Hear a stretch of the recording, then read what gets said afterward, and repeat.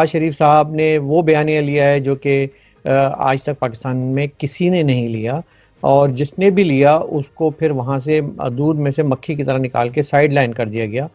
समझ लें कि ये मुल्क तबाही की तरफ जाएगा और कहीं नहीं जाएगा।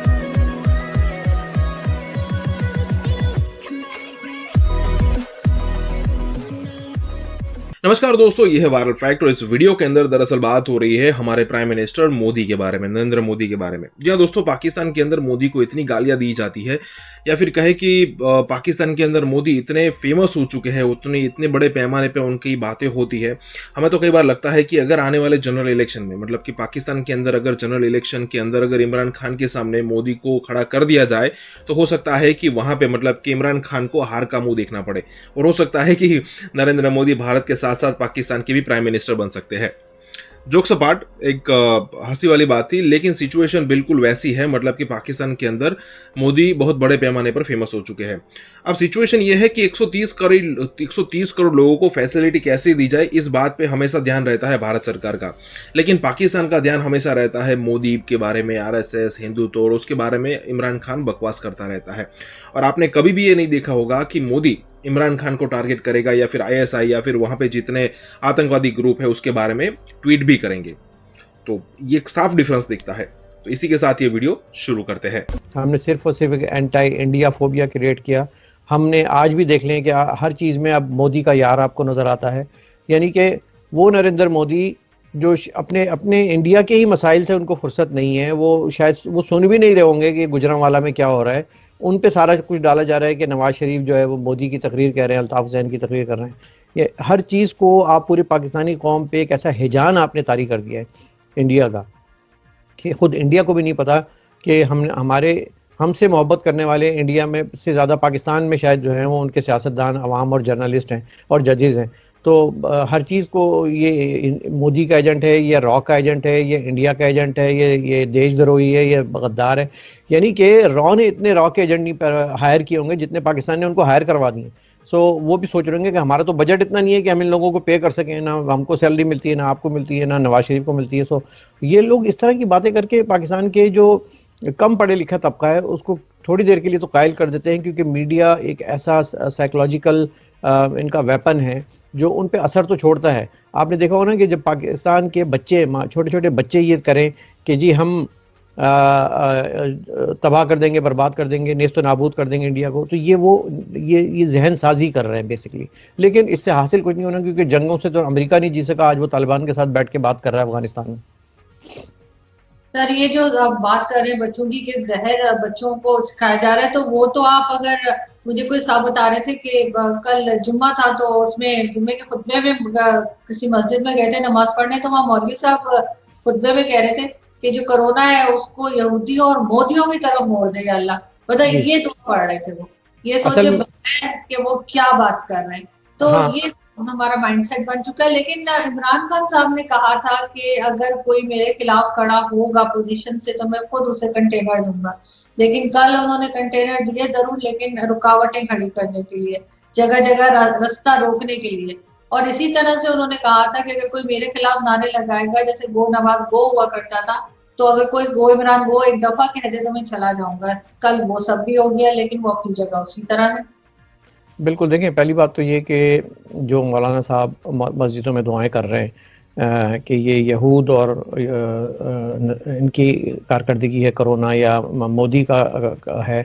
दिल में वो तकरीर लाउड स्पीकर पे तो वो ज़रूर कहते हैं, लेकिन दिल में वो अंदर दुआ कर रहे हैं कि या अल्लाह जल्दी से इसराइल और वाशिंगटन और दिल्ली वाले जल्दी से कोई वैक्सीन बना लें तो हम लोग बच जाएंगे, इंसानियत बच जाएगी, मुसलमान बच जाएं, ताकि हमने इन्होंने जिहाद भी करना है और जिहाद करके फिर मरना है। तो बेसिकली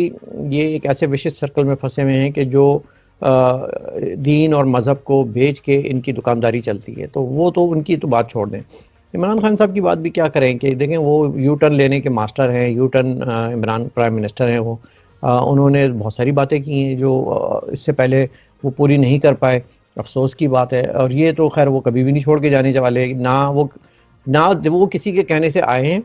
और ना वो किसी के कहने से जाएंगे। वो जो उनको लाया है वो ही निकालेगा, या वो खुद भी निकाले जाएंगे इस दफ़ा, तब जाके बात बनेगी। क्योंकि अब सरे आम लोग बात करने लग गए हैं कि बाजवा जवाब दो। इससे पहले आपने कभी सुना पाकिस्तान की तारीख में कि सिटिंग जर्नैल को किसी ने यूँ ललकारा हो, किसी ने यूँ चैलेंज दिया हो? और ये कोई छोटी मोटी बात नहीं है, ये पाकिस्तान की सबसे बड़े सूबे की, सबसे बड़ी पाकिस्तान की जमात की, सबसे बड़े लीडर की तरफ से ये नैरेटिव आया है कि बाजवा तुम जवाब दो, तुमने जो ये सौगात हमें दी है इसका जवाब दो, तुमने जो हंसते मुस्कुराते चेहरों की और उन पे आंखों में आंसू दिए हैं उसका तुम जवाब दो। जनरल फैज़ तुम जवाब दो कि ये इस पॉलिटिकल इंजीनियरिंग तुम क्यों करते रहे हो? आप सोचें, आईएसआई यानी कि वो आईएसआई जो कि अपने आप को दुनिया की नंबर 1 कहती है, वो आईएसआई जो कि हमने बॉलीवुड की फिल्मों में देखा है कि वो मतलब बहुत एक्शन से भरपूर कार्रवाइयाँ करती है, वार फिल्म बना देते हैं ऐसी ऐसी, और वो आईएसआई उसके चीफ को यानी कि पाकिस्तान के खुदाओं को आपने चैलेंज कर दिया, ये कैसे हो गया? लेकिन अब बच्चे बच्चे की ज़बान पे ये सवाल आज नवाज शरीफ ने दे दिया है कि बाजवा जवाब दो, बाजवा साहब को जवाब दें, इसलिए कि बाजवा एक अफसर है, बाजवा एक फ़ौज का एक कमर जावेद बाजवा साहब एक अफसर हैं और वो एक सर्टन ग्रेड के अफसर हैं, उनकी इतनी मियाद है, वो मुल्क की तकदीर के फैसले नहीं कर सकते, ना उनको करने चाहिए, अब ना उनको करने देंगे, और ये बात तय हो चुकी है। हाँ, अब ये चूँकि ढिठाई से ताकत के बलबूते पे बंदूक के ज़ोर पे ये जमे हुए हैं तो कुछ अरसे और जी लें, लेकिन मैं ये कहता हूँ कि उल्टी गिनती शुरू हो गई है, शेख रशीद से शुरू होगा और बाजवा पे जाके ख़त्म होगी, ये सब के सब जो है ये तख्त उछाले जाएंगे, ये मैं आपको लिख के दे रहा हूँ, ये लिख लें क्योंकि ये अब पाकिस्तान के 22 करोड़ आवाम खड़े होंगे, और ये ज़रूरी नहीं कि नवाज़ शरीफ की खातिर खड़े हों, ये खड़े होंगे अपने हक़ की खातिर, क्योंकि इनको नज़र आ रहा है कि पाकिस्तान के अवाम की ख्वाहिशात को कौन दबा के और अपनी ख्वाहिशात के भेंट चढ़ा रहा है, ये नवाज शरीफ ने कल अल्फाज में कह दिया, और फिर साथ साथ बिलावल भुट्टो ने भी कह दिया कि वो सिलाई मशीन वालों के साथ साथ पापा जॉन्स वालों को भी पकड़ा जाए और सियासतदानों के साथ जर्नलों को भी जेल में डाला जाए। तो ये बात अगर ये लोग सब कर रहे हैं, मरीम नवाज भी कर रही हैं, भगोड़े और सर्टिफाइड जर्नल की बात हो रही है, so I think this is the time कि अब ये this is a deciding moment of the history of Pakistan, एक टर्निंग पॉइंट आ गया है, या तो पाकिस्तान सही हो जाएगा और या फिर ये इसी ढिठाई और इसी बेगैरती के साथ ये लोग जीते रहेंगे और फिर ये इसको तोड़ के छोड़ेंगे दोबारा से, ये और कोई भी नहीं चाहता, ना आप चाहती हैं ना हम चाहते हैं, और इसीलिए शोर मचा रहे हैं, चीख रहे हैं, पुकार रहे हैं, हाथ जोड़ रहे हैं, तरले कर रहे हैं कि भाई तुम अपनी जॉब करो, अपने आइनी हदूद में रह के, अपने with in the constitution limit में रहकर अपना काम करो, तुम एक अफसर हो, तुम्हें एक प्रोफेशनल तरबियत के ज़रिए यहाँ पे लाए गए हो, do your job, right, don't do more, यहाँ आपसे डू मोर का कोई नहीं कह रहा, डू योर ओन जॉब।